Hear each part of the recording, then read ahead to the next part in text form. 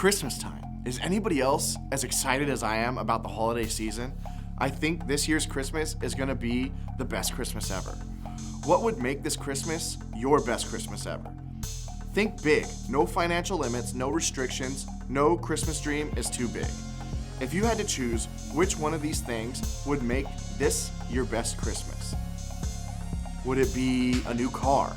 Would it be a new home to live in? Your own room? What is gonna make your Christmas the best Christmas ever? We all have our own ideas of what would make this our best Christmas ever, okay? So maybe a lot of the stuff on your Christmas dream lists might not happen this year, but it's fun to imagine, isn't it? It's fun to think about what we'd do if we had a complete and total control to make this Christmas the best Christmas ever. But obviously, we don't have the complete and total control of the way things work at Christmas or otherwise, because, well, we're not God.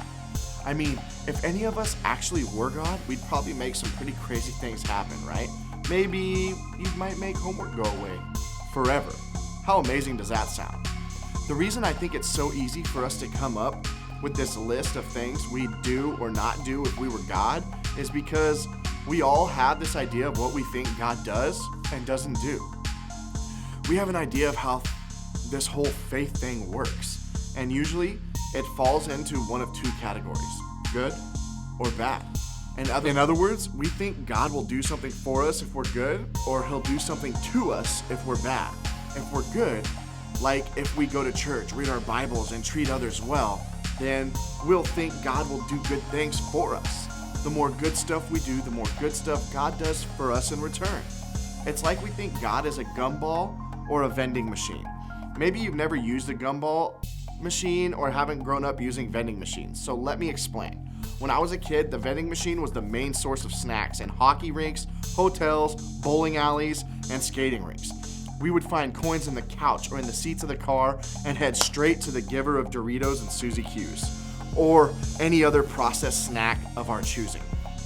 All we had to do was put coins in, press the proper button, and we would be rewarded with our snack. And honestly, I think a lot of us approach God in the same way. We come to him with our payment. We go to church, do daily devotionals, are nice to the new kids, and pray before bed. And because we did all that good stuff, we expect to get something back from him. We think God rewards our good choices and behavior. That's what we think faith is all about. But on the flip side, we think if we do something bad, God will be mad at us. Just like he rewards us for good things we do, we assume he's going to take away or punish or distance himself from us for bad things that we do. In this way, we treat God like an angry adult.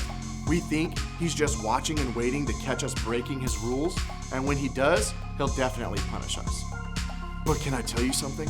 I don't think either of these things really represent who God is or the way our faith works, because these ideas of God and the way that he works, they're all about our behavior. In other words, we think our relationship with God is based on our behavior. And honestly, I don't understand why. It's how so many relationships work in our lives. When you do your chores at home, you get an allowance. When you blow off your chores on purpose, you get grounded. When you do something kind for a friend, they include you in group hangouts more often. But when you do something mean, they start leaving you out on purpose. When you do well on assignments, your teacher gives you an A, but when you bomb it, you walk away with an F. So it makes sense that we would think the same is true in our relationship with God. We think God came to help us or hurt us, and that's pretty much it. Now, I don't know about you, but that doesn't feel like much of anything to celebrate at Christmas. A God who is either for us or against us, depending on the way we act. That doesn't sound like the making of the best Christmas ever. So what if there was more to it?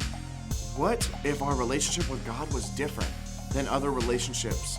What if God sent his son, Jesus, for more? Let's take a look at something a guy named Matthew wrote a long time ago. To start his book, Matthew gave us a pretty interesting look into how Jesus came into this world. Maybe you've heard this story before, or maybe it's brand new to you today. Either way, listen up, because it's pretty epic. Matthew told us that these two people, Joseph and Mary, were pledged to be married. That means that they were engaged. During their engagement, an angel came to Mary to tell her that she was pregnant, and the child she was carrying was Jesus, the Savior of the world.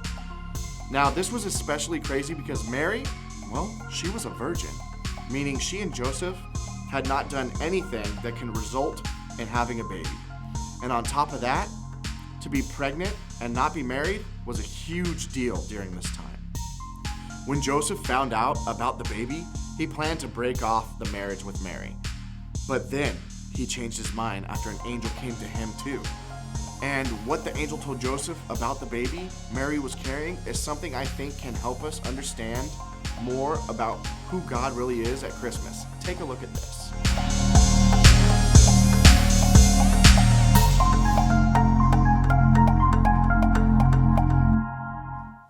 See, up until this point, people were looking for the Savior.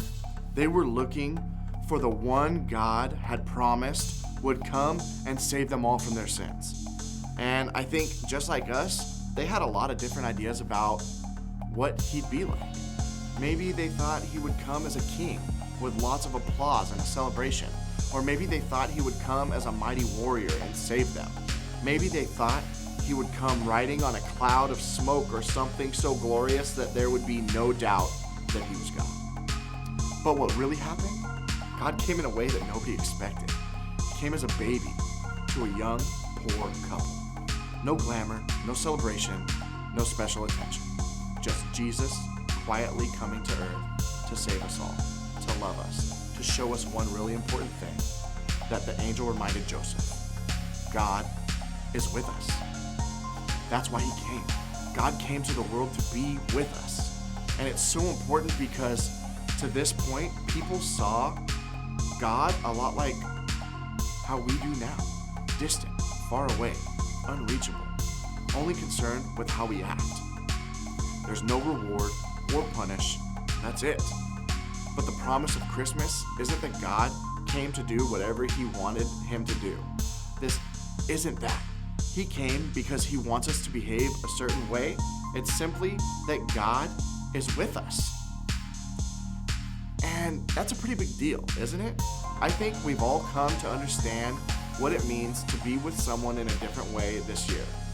When the COVID-19 crisis began and we couldn't be with each other, I don't know about you, but it made me realize just how important connection really is. It made me appreciate how important it is to be with someone else. That's what God does for us. He's with us. Whether you believe in him or not, he's with you. Whether you're doing everything right or getting some things wrong, he's with you. God is with us, and that's what makes this the best Christmas ever.